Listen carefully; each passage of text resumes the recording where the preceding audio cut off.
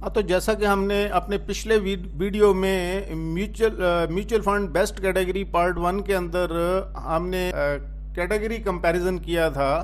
तो इस वीडियो के अंदर भी ये म्यूचुअल फंड बेस्ट कैटेगरी 2 है। इसके अंदर भी हम जो बाकी कैटेगरीज रह गई थी उसके अंदर कंपैरिजन किया है।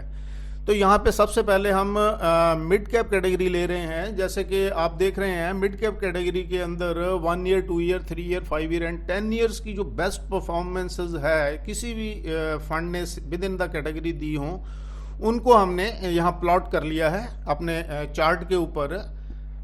जो नंबर 2 पे हमने लिया है that is large and mid cap category. Large and mid cap category की भी जो सभी सालों की बेस्ट परफॉर्मेंसेस है उनको हमने अपने चार्ट के ऊपर प्लेस कर लिया है। नंबर 3 पे हमने लिया है वैल्यू कैटेगरी को। वैल्यू कैटेगरी का भी आप देख रहे हैं जितनी भी ये बेस्ट परफॉर्मेंसेस है 1 year, 2 year, 3 year, 5 year and 10 years की, इनको हमने अपने इस चार्ट के ऊपर प्लॉट कर लिया है। एंड नंबर 4 के ऊपर हमने फ्लेक्सी कैप कैटेगरी को लिया है। तो फ्लेक्सी कैप कैटेगरी की भी सारी बेस्ट रिटर्न जितनी भी है विद इन द कैटेगरी किसी म्यूचुअल फंड ने दी है उनको हमने यहाँ पे अपने चार्ट के ऊपर प्लॉट कर लिया है। तो यहाँ पे अब हमारे पास ये 4 कैटेगरीज आ गई हैं। इन 4 कैटेगरीज के अंदर अगर हम अब कंपेयर करें विद इन द कैटेगरी, तो 1 ईयर के अंदर जो बेस्ट रिटर्न आई है दैट इज वो फ्लेक्सी कैप फंड के अंदर आई है। और सेकंड नंबर के अंदर mid cap and large and mid cap category रही है। और वैल्यू कैटेगरी भी ऑलमोस्ट नियर बाई है, बहुत ज़्यादा डिफरेंस नहीं है। और 2 इयर्स के हिसाब से अगर हम देखते हैं तो 2 इयर्स के हिसाब से flexi cap and mid cap almost same है। और नंबर 2 पे वैल्यू आ रही है, नंबर 3 पे लार्ज एंड मिड कैप आ रहा है। सेम 3 इयर्स के अंदर अगर हम देखते हैं तो वैल्यू कैटेगरी नंबर 1 पे चली गई है, मिड कैप नंबर 2 पे एंड फ्लेक्सी कैप नंबर 3 पे। जबकि mid cap and flexi cap का बहुत ज़्यादा डिफरेंस नहीं है, माइनर डिफरेंस है। और नंबर 5 इयर्स की अगर हम रिटर्न देखते हैं तो 5 ईयर के अंदर मिड कैप नंबर 1 पे आ गया है और फ्लेक्सी कैप नंबर 2 पे। तो flexi cap and mid cap की भी जो रिटर्न है ऑलमोस्ट सेम है।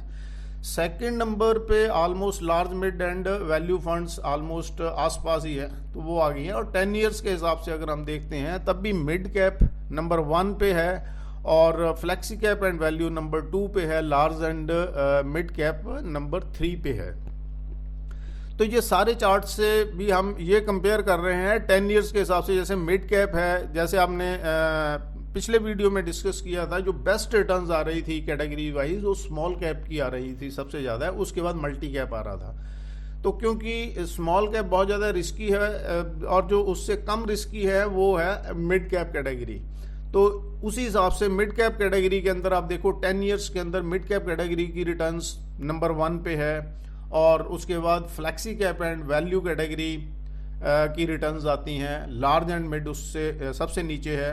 और 5 ईयर के हिसाब से भी आप देखोगे तो मिड कैप कैटेगरी नंबर 1 पे है और फ्लेक्सी कैप नंबर 2 पे है। और 3 ईयर के हिसाब से भी ऑल वैल्यू कैटेगरी नंबर 1 पे पहुंच गई है, जबकि मतलब flexi cap and mid cap number 2 पे है। तो ये भी बहुत ज़्यादा डिफरेंस इनमें नहीं है। तो आप ये देखोगे कि जैसे जैसे टेन्योर कम होता जा रहा है तो जो ज़्यादा रिस्की कैटेगरीज है उनकी रिटर्न्स कम होती जाती हैं और जितना टेन्योर लंबा होता जाता है उतनी उस कैटेगरी की रिटर्न जो है वो बढ़ती जाती है। तो इसमें भी ये आप डिसाइड कर सकते हो कि भी आपके पास टाइम हॉरिजन कितना है, रिस्क टेकिंग कैपेसिटी कितनी है, उसके अकॉर्डिंगली आप अपनी कैटेगरी सिलेक्ट कर सकते हैं। तो इस वीडियो के अंदर हमने 4 कैटेगरीज को डिस्कस किया है। इससे पहले वीडियो में भी 4 कैटेगरी को हमने डिस्कस किया था। जो अब हमारा कमिंग वीडियो आएगा उसके अंदर हम जो 8 कैटेगरीज के जो बेस्ट है उनको लेंगे और जो बाकी कैटेगरीज बच गई है उनको लेके सबको एक कंप्लीट समरी बनाएंगे। उसके अंदर हम देखेंगे बेस्ट परफॉर्मिंग कैटेगरी कौन सी है, चाहे उसके अंदर रिस्क कैपेसिटी ज़्यादा है तो उतना टाइम हॉरिजन ज़्यादा लेने के हिसाब से हम उसकी रिस्क को कंपेंसेट कर सकते हैं। तो ये एक समरी हम पार्ट 3 के अंदर एक कंप्लीट समरी बनाएंगे जिसके अंदर हम देखेंगे कि अगर जिस बंदे के पास थोड़ी बहुत रिस्क टेकिंग कैपेसिटी भी है और टाइम हॉरिजन बहुत लंबा है तो उसको कौन कौन सी कैटेगरीज के अंदर जाना चाहिए, नंबर 1, नंबर 2, नंबर 3, उस हिसाब से हम इसको पूरा एक कंप्लीट चार्ट बना के डिस्कस करेंगे। तो तब तक के लिए थैंक यू, बाय बाय।